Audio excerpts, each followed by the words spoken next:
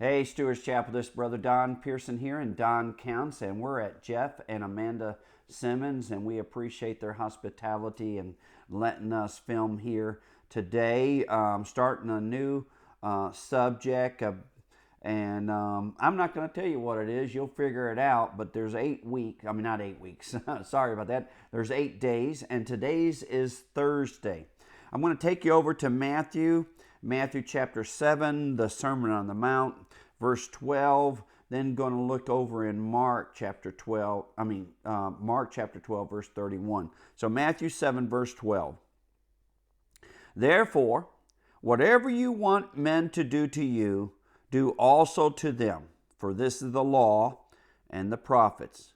So however you want, treat others, in other words, do unto others as you would have them do unto you. And then over in Mark chapter 12, verse 31, it says, and the second, talking about, well, I'll read verse 30. And you shall love the Lord your God with all your heart and with all your soul and with all your mind and with all your strength. This is the first commandment. And the second, like it, is this. You shall love your neighbor as yourself. There is no other commandment greater than these two. Doing unto others as you would have them do unto you. It's known as the golden rule, even though that phrase is never used in Scripture. I did some study today, and the truth is, this teaching is found in every world religion and most philosophies. It's stated differently. It's even found in the Old Testament, found in various forms through the law of the Levitical law in relationship to treating others. But doing unto others as we would have them do unto you. This goes against the grain of the popular worldview today, and that is treating people the way they deserve. That's basically the rule of thumb in most of the world today, doing unto others as they deserve, with always the understanding that you're more the victim and you've been taken advantage of. But Jesus clearly said, do unto others as you would have them do unto you. In a sense, I found people use the golden rule, almost like a deal. If you do this to me, I'll treat you that way. In other words, let's bargain. If you treat me well, I'll treat you well. That's not the way it's intended. It has nothing to do with how others treat you. It's all about how you treat others in the way that you would like to be treated. Several years ago, and I don't even remember where I was. It was some city. I was probably doing a conference somewhere, and was walking around that particular city square, and there was this incredible courthouse, stone courthouse, and above it, ingrained in literally carved in the stone above the door, and I wish I had written it down word for word, because all I'm going to be able to do is pretty much try to paraphrase or summarize what that statement said.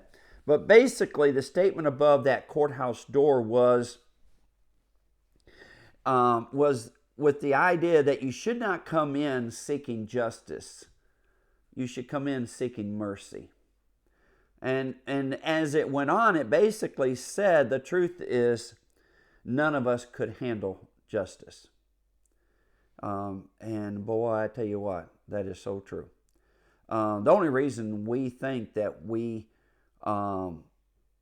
could handle justice is because we are blind to who we really are and what we have done.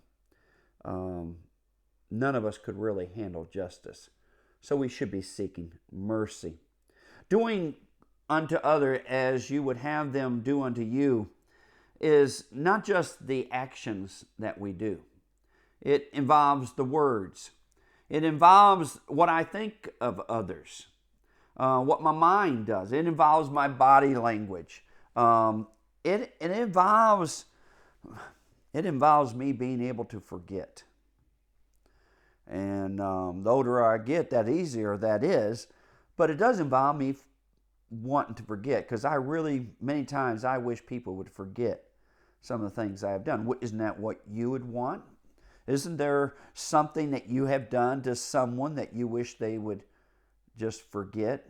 Well, if that's the case, then what you're declaring is that if you want to have do unto others as you would have them do unto you, then you must be willing to forget. You must be willing to forgive.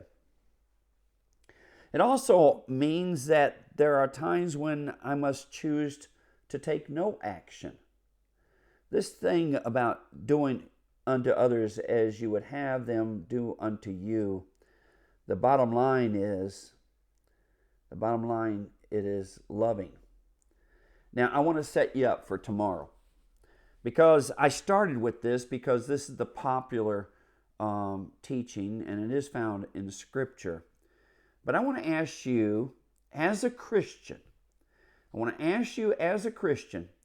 is there a rule or standard that we as Christians are called to that is higher than the golden rule?